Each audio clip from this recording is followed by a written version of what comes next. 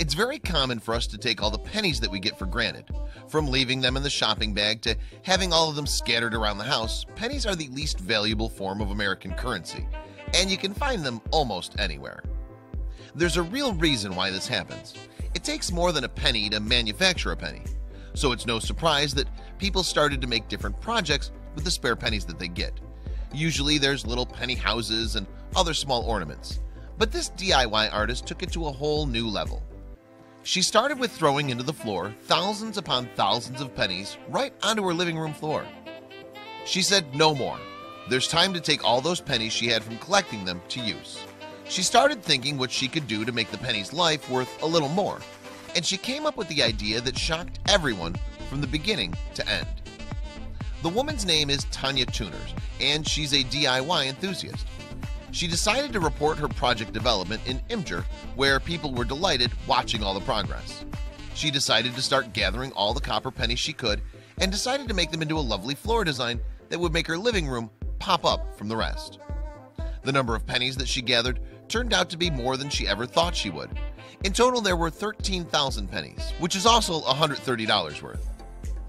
All other materials involved 10 bottles of Elmer's glue, grout that she found in her basement, and the only expensive item, epoxy, which cost 150 bucks. She also used a tub of wood filler and some pieces of wood. All we can say about the fantastic project is that it turned out to be worth every penny. At the beginning, Tanya started by measuring the floor she was going to change and marking the precise center of the room.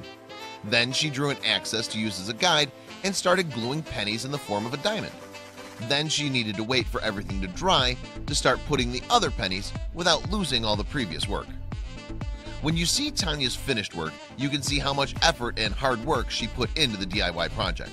The result is entirely flawless and seems like one of the most original things we've ever seen. How did she have the idea to come up with this? It's truly astonishing and something that needs to be preserved. Tanya started slow, sorting all the pennies before starting.